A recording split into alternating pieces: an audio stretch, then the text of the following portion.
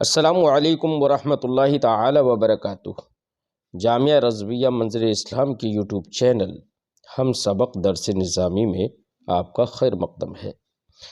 آپ کے لیے ایک اہم خوشخبری، جو طلبہ اور طالبات کسی مجبوری کے پیش نظر مدارس میں پڑھنے سے قاصر ہیں، وہ اب آن لائن گھر بیٹھے عالمہ کورس کر سکتے ہیں، وہ بھی صرف 6 سال میں۔ تفصیل کے لیے رابطہ کریں 9897273870 پر۔ بسم اللہ الرحمن الرحیم۔ باب تحریم الخلوت بالاجنبیۃ والدخول علیہا۔ یہ باب ہے اس بیان میں کہ اجنبی عورت کے ساتھ تنہائی میں رہنا یا اجنبی عورت کے پاس جانا یہ حرام ہے۔ مطلب اس باب کا خلاصہ یہ ہے کہ کوئی اجنبی عورت ہے، غیر محرم عورت ہے، تو غیر محرم عورت کے پاس تنہائی میں اکیلے رہنا یا اس کے گھر میں بغیر کسی دوسرے کی موجودگی کے اس کے گھر میں اکیلے چلے جانا اس کے پاس، یہ دونوں کام اجنبی عورت کے ساتھ حرام ہیں۔ ہاں، اگر کوئی محرم ہے تو محرم کے یہاں پر اکیلے جانا یا اس کے ساتھ تنہائی میں ہونا یہ حرام نہیں ہے، محرم ہونا چاہیے۔ لیکن اس جگہ پر میں تھوڑی سی وضاحت اور کر دوں کہ محرم اس جگہ پہ محرم سے مراد کیا ہے۔ ویسے تو عام طور سے محرم سے مراد وہ ہوتا ہے کہ جس سے نکاح کرنا حرام ہو، وہ محرم ہے۔ لیکن یہاں پر ایک بات کو لے کر شبہ ہو جائے گا، اس لیے میں یہاں پر محرم کو پہلے واضح کر دوں کہ محرم سے مراد کیا ہے۔ محرم کے ساتھ تنہائی میں رہنا، محرم عورت کے ساتھ تنہائی میں رہنا یہ حرام نہیں ہے، یا اس کے یہاں پر پہنچ جانا جبکہ وہ اکیلی ہو گھر میں، تو یہ حرام نہیں ہے۔ تو یہاں پر محرم سے مراد کیا ہے؟ تو محرم سے مراد یہاں پر وہ عورت ہے جس سے کسی خارجی سبب کے بغیر نکاح کرنا حرام ہو۔ لفظ یاد رکھیے میرے، یہاں پر محرم سے مراد وہ عورت ہے جس سے کسی خارجی سبب کے بغیر ہی نکاح کرنا حرام ہو، ورنہ تو محرم اسے کہتے ہیں جس سے نکاح کرنا حرام ہو۔ بیٹا نکاح کرنا حرام، میں آپ کو بتاتا ہوں شبہ کیا ہوگا۔ شبہ یہ ہوگا نکاح کرنا، اگر ہم تعریف محرم کی یہاں پر یہ کر دیں کہ جس سے نکاح کرنا حرام ہو وہ محرم ہے، تو مثال کے طور پر ایک آدمی ہے جس کی شادی ہو چکی ہے، اس کی بیوی ہے،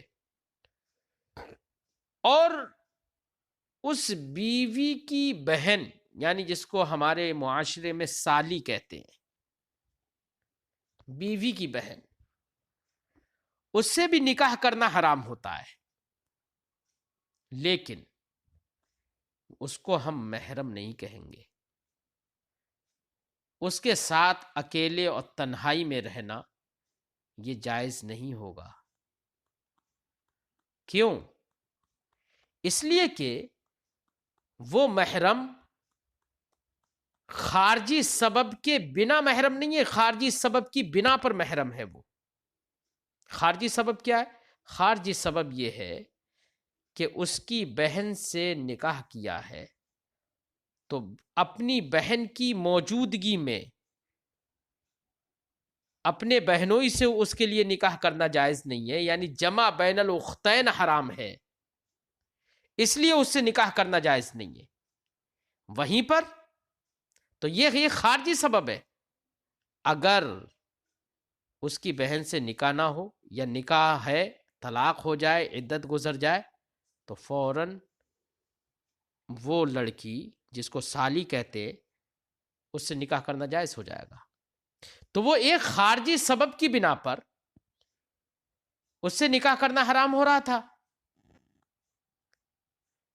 اس لیے اب وہ محرم نہیں ہو جائے گی اس کی وجہ سے، لہذا اس کے ساتھ تنہائی میں رہنا یہ جائز نہیں ہوگا، حرام رہے گا. وہ بھی اجنبیہ ہی ہے. بات سمجھ میں آئی؟ اس لیے ہمارے وہی لفظ یاد رکھیے کہ محرم وہ عورت ہے جس کے ساتھ کسی خارجی سبب کے بنا نکاح کرنا حرام ہو. ٹھیک ہے، یعنی محرم سے مراد وہ عورتیں ہیں جن کے نکاح کی حرمت کو ذاتی طور پر جن کے ساتھ نکاح کی حرمت ثابت ہو، خارجی طور پر نہیں. اور ہم نے جو سالی والی مثال دی اس سے نکاح کی حرمت جو ہے وہ خارجی طور پر ہے. وہ کس طور سے؟ کہ اس کی بہن نکاح میں ہے اور جمع بین الاختین حرام ہے. اس لیے بہرحال یہ بات سمجھ میں آ گئی. امام بخاری علیہ رحمت و رضوان انہی باتوں کو بتانے کے لیے یہاں پر باب باندھ رہے ہیں اور اس پر چند حدیثیں ذکر کریں گے. فرماتے ہیں حدثنا یحیی بن یحیی و علی بن حجر، ہم سے حدیث بیان کی یحییٰ ابن یحییٰ اور علی ابن حجر نے، دونوں نے حدیث ہم سے بیان کی. قال فرمایا، قال یحییٰ، یحییٰ نے کہا اخبرنا، وقال ابن حجر، اور ابن حجر نے کہا حدثنا. یعنی اخبرنا اور حدثنا میں دونوں کے الفاظ روایت میں فرق ہے. حدثنا حشیم، انہوں نے کہا، یحییٰ نے کہا اخبرنا حشیم، اور ابن حجر نے کہا حدثنا حشیم عن ابی الزبیر عن جابر. جابر تک آگئی سند. اب اس کے بعد تحویل سند. قال امام مسلم فرماتے ہیں وحدثنا محمد بن صباح، ہم سے حدیث بیان کی محمد ابن صباح نے اور زہیر ابن حرب نے، دونوں نے حدیث بیان کی. قالا، دونوں نے کہا اخبرنا حشیم. اب ان دونوں لوگوں نے اخبرنا ہی کہا. اس سے پتہ چلا کہ یحییٰ کے الفاظ جو اخبرنا ہے اس کو تائید مل گئی ان سے. ٹھیک ہے. قالا، ان دونوں نے کہا اخبرنا حشیم، ہم سے حدیث بیان کی حشیم نے. قالا، انہوں نے کہا حدثنا ابو الزبیر. اب چونکہ یہاں پر بھی اس سے پہلی سند میں یہ تھا کہ ابن حجر نے کہا حدثنا حشیم، اور حشیم نے کہا تھا ان ابی الزبیر، یعنی بطور ان حدیث کی سند بیان کی تھی انہوں نے. اور یہاں پر حشیم نے کہا اخبرنا ابو الزبیر، تو فرق ہو گیا نا. اس لیے امام مسلم علیہ رحمت و رضوان نے یہاں پر حدثنا اخبرنا حشیم قال اخبرنا ابو الزبیر عن جابر یہ فرمایا. ٹھیک ہے، تو دونوں سندوں میں فرق سمجھ میں آ گیا. فرماتے ہیں حضرت حشیم نے کہا کہ ہمیں خبر دی ابو الزبیر نے، وہ روایت کرتے ہیں جابر سے. قال، انہوں نے کہا قال رسول اللہ صلی اللہ علیہ وسلم، رسول اللہ صلی اللہ علیہ وسلم نے فرمایا الا لا یبیتن رجل عند امرأۃ سیب، سنو کوئی بھی آدمی کسی سیب یعنی شادی شدہ عورت کے پاس رات نہ گزارے. یہ سیب کا سرکار نے ذکر کیوں کیا؟ سیب کا ذکر بالخصوص اس لیے بھی دو وجہ ہو سکتی ہیں اس کے ذکر کرنے کی. اس سے کوئی یہ نہ سمجھے کہ باقرہ کے پاس رات گزارنا جائز ہے. یہاں پر سیب کا ذکر ہے تو باقرہ اس سے مستثنا، یہ کوئی نہ سمجھے. سیب کا ذکر اس لیے خاص کر کیا من وجہن، سیب کے یہاں پر رات گزارنے میں اندیشہ زیادہ ہے. کیوں؟ اس لیے کہ سیب جو ہوتی ہے وہ مرد سے آشنا ہو چکی ہوتی ہے. اس کے آشنائی کے بعد، مرد شناسی کے بعد مرد سے مخالطت اور مجامعت کے بعد اس کے اندر وہ حیا نہیں رہتی ہے جو حیا ایک غیر شادی شدہ میں ہوتی ہے. تو جب وہ اس کی حیا تھوڑی کم ہے تو اس کے یہاں پر تنہائی میں اس کے پاس اکیلے رہنے میں اندیشہ فتنہ، اندیشہ فساد زیادہ ہے. اس لیے نبی کریم صلی اللہ علیہ وسلم نے بالخصوص سیب کا ذکر کیا.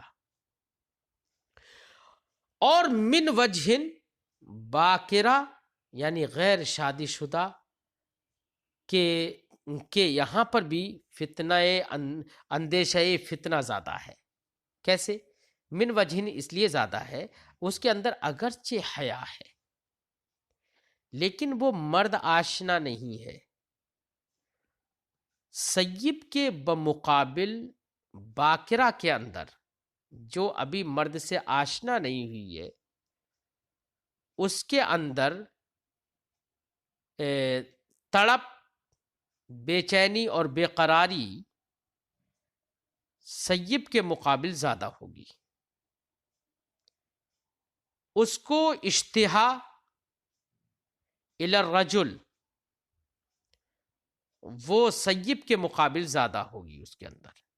اس لیے اس جہت سے باکرہ بھی ایسی ہے کہ جہاں پر اندیشہ فتنہ بڑا ہوا ہے، اندیشہ فتنہ ہے. اس لیے دونوں من وجہن سیب اور من وجہن باکرہ دونوں کے یہاں پر اندیشہ فتنہ ہے. اس لیے دونوں میں سے کسی کے یہاں پر رات کا گزارنا، جبکہ وہ اجنبیہ ہو مرد کے لیے، رات کا گزارنا، اس کے ساتھ تنہائی میں رہنا، یہ جائز نہیں ہے، حرام ہے. اس لیے سیب کا ذکر سے یہ ہرگز کوئی نہ سمجھے کہ باکرہ کے ساتھ گزارنا درست ہے. وجہ میں نے آپ کو بتا دی. سرکار نے فرمایا الا لا یبیتن رجل عند امرأۃ سیب، سنو کوئی بھی مرد کسی سیب شادی شدہ عورت کے پاس تنہائی میں رات نہ گزارے. الا ان یکون ناکحا، ہاں دو ہی مرد عورت کے ساتھ تنہائی میں رات گزار سکتے ہیں. ایک تو یہ کہ وہ ناکح ہو یعنی نکاح اس نے کر لیا ہو اس عورت سے، تو وہ تو شوہر ہوگا، تو شوہر اپنی عورت کے ساتھ مطلب رات گزارے. اور ذا محرمن یا کوئی محرم والا ہو، محرم والا ہو، ذو محرم ہو تو وہ رات گزار سکتا. اور محرم سے مراد کون ہے؟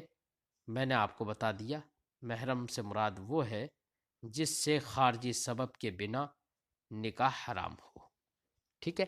ایسے دو لوگ جیسے بھائی ہے، باپ ہے، بھانجا ہے، بھتیجا ہے، یہ لوگ، بھتیجے سے مراد اپنے بھائی کا، عورت کے لیے اس کے بھائی کا بیٹا، ٹھیک ہے،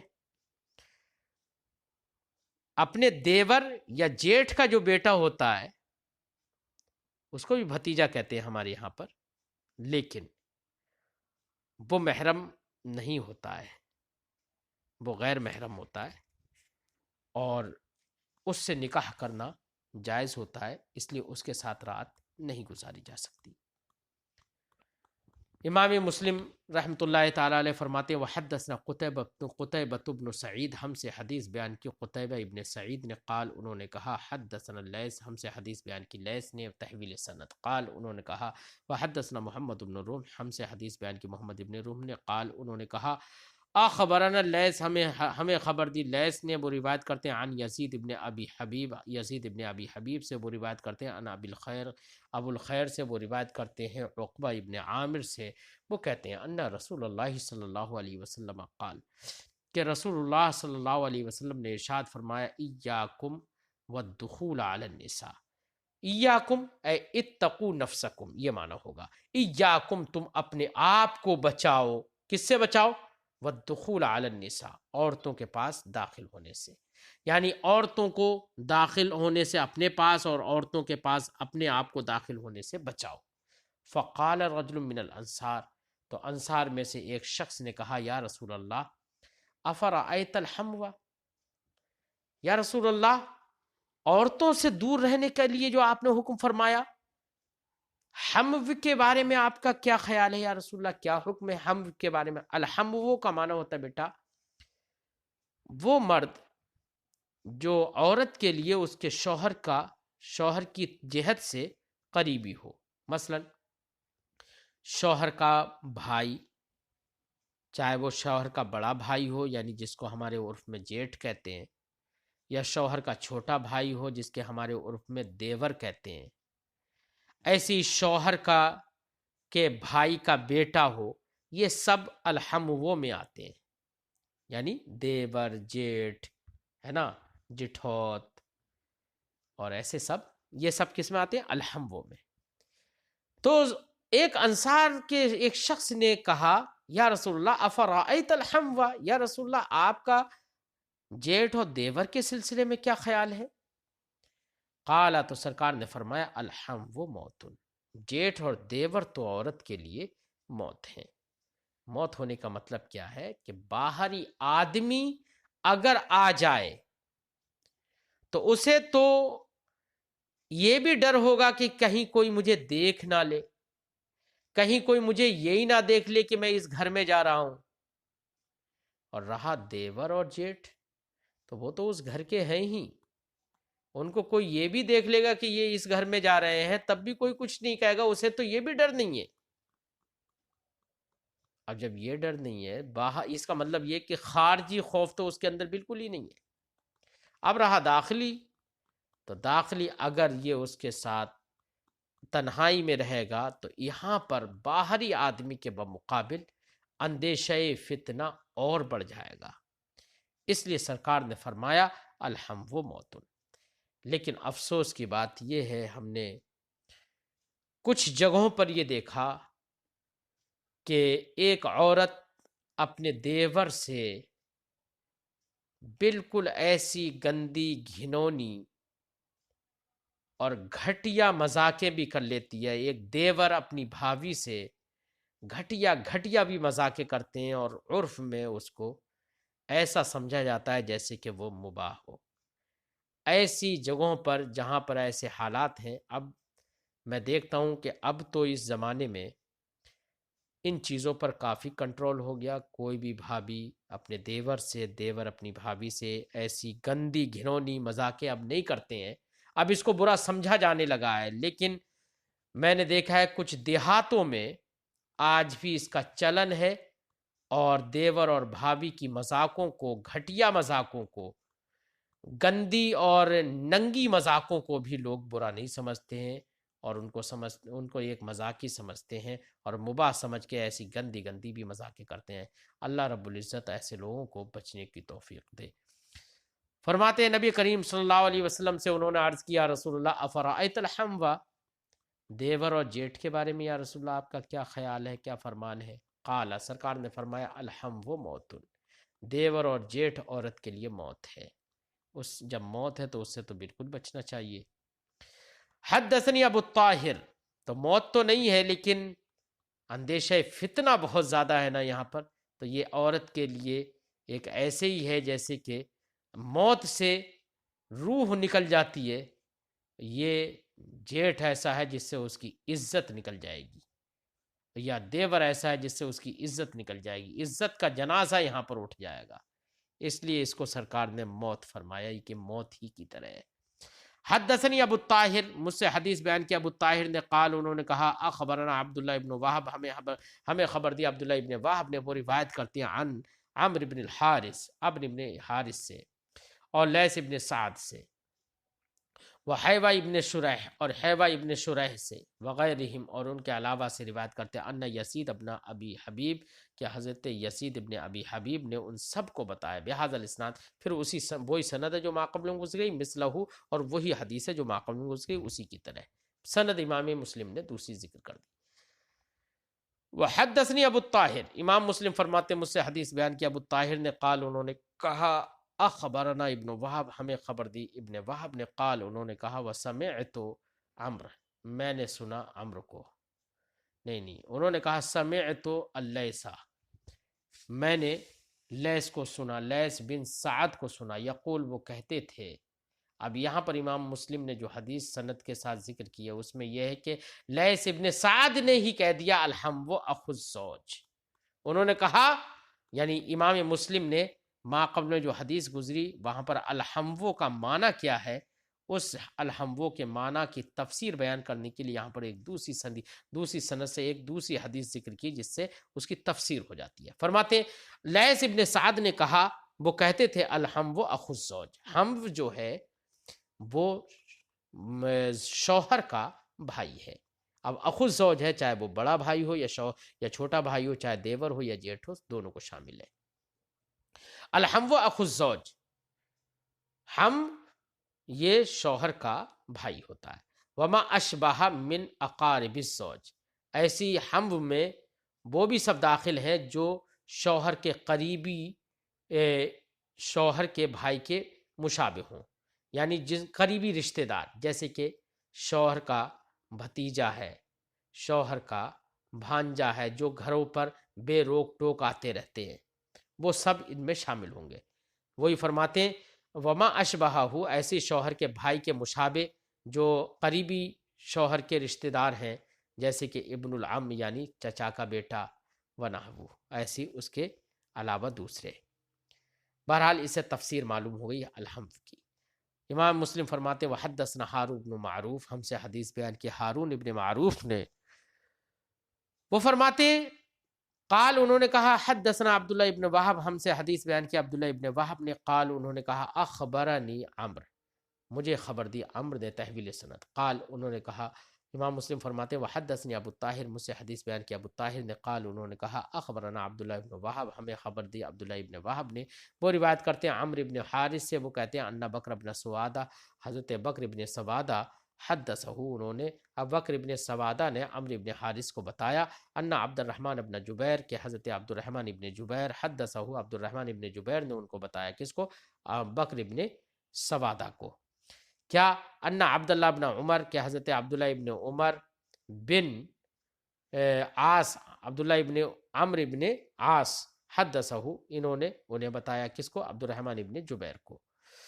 وہ کہتے ہیں ان نفرا من بنی ہاشم، کے بنی ہاشم میں سے چند لوگ دخلوا علی اسماء بنت عمیس، اسماء بنت عمیس کے پاس داخل ہوئے.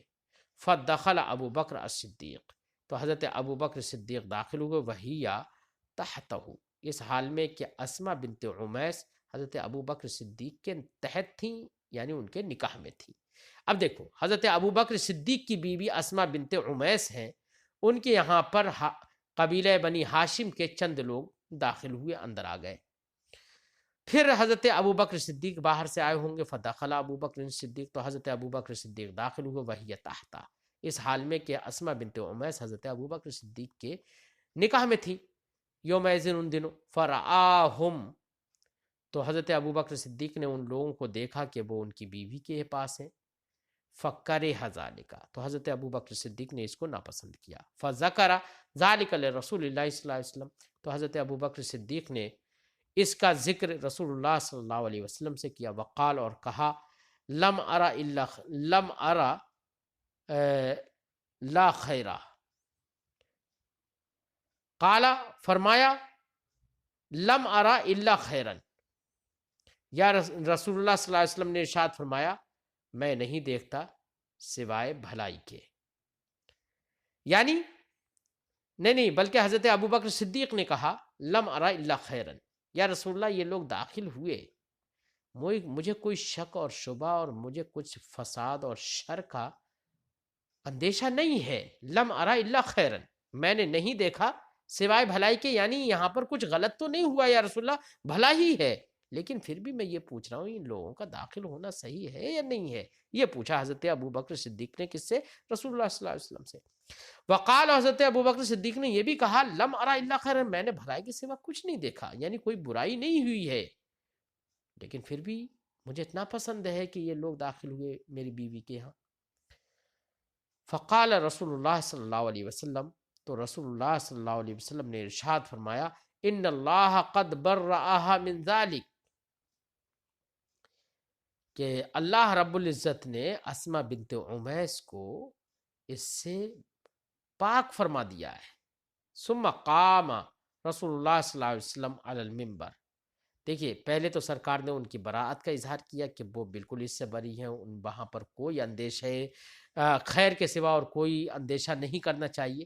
پھر سرکار نے ان لوگوں کے غلط فعل پر کہ وہ داخل کیوں ہوئے اس پر توبیخ فرمانے کے لیے سرکار منبر شریف پر کھڑے ہوئے اور سرکار نے یہ بیان فرمایا. کیا سرکار نے ثم قام رسول اللہ صلی اللہ علیہ وسلم علی المنبر، پھر رسول اللہ صلی اللہ علیہ وسلم منبر پر کھڑے ہوئے. فقال، تو سرکار نے ارشاد فرمایا، لا يدخلن رجل بعد یوم هذا على مغیبت الا ومعه رجل او اثنان. رسول اللہ صلی اللہ علیہ وسلم نے ارشاد فرمایا منبر پر کھڑے ہو کر کہ آج کے بعد کوئی بھی آدمی کسی ایسی عورت پر داخل نہ ہو جس عورت کا شوہر غائب ہو. مغیبہ کہتے ہیں اس عورت کو جس کا شوہر اس کے پاس موجود نہ ہو. ٹھیک ہے، تو سرکار نے فرمایا لا يدخلن رجل، کوئی بھی آدمی ہرگز داخل نہ ہو بعد یوم ھذا، آج کے اس دن کے بعد، علی مغیبت، اس عورت پر جو عورت اپنے شوہر کے ساتھ نہ ہو، اکیلی ہو. الا ومعہ رجل او اثنان، مگر یہ کہ اس کے ساتھ ایک مرد ہو یا دو مرد ہوں. یہ الا ومعہ رجل او اثنان یہ سرکار نے اس لیے فرمایا کہ اگر کوئی اکیلا آدمی عورت کے اجنبی عورت کے پاس داخل ہو جاتا ہے تو وہاں پر اندیشہ فتنہ بڑھ جاتا ہے. اس کے بمقابل اگر ایک کے ساتھ میں دوسرا موجود ہے، تیسرا موجود ہے، یعنی ایک دو اگر اس کے ساتھ موجود ہیں اور دوسرے لوگ اگر اس کے ساتھ میں ہیں، تو پھر وہاں پر اندیشہ فتنہ کم ہو جاتا ہے، کیونکہ ایک دوسرے سے حیا کا معاملہ رہے گا. ٹھیک ہے، لیکن اس سے یہ لازم نہیں آتا کہ حیا تو رہے گی، یہ بات صحیح ہے، اندیشہ فتنہ کچھ کم ہوگا لیکن بالکل ختم نہیں ہوگا. کچھ لوگ ایسے بھی تو ہو سکتے ہیں کہ سب ایک ہی مزاج کے ہوں. اس لیے ہمارے فقہا نے یہ نہیں کہا کہ 2 یا 3 آدمی ہوں تو اجنبیہ عورت کے پاس اکیلے داخل ہو سکتے ہیں. نہیں، اندیشہ فتنہ اگرچہ کم ہے لیکن ختم اب بھی نہیں ہے. جب ختم نہیں ہے ابھی، اس لیے اجازت نہیں دی جائے گی کہ اگر کوئی ایک ہو، ایک کے ساتھ میں دوسرا ہو، تیسرا ہو، تو وہ اجنبی عورت کے پاس داخل ہو سکتے ہیں. اس کی اجازت نہیں دی جائے گی.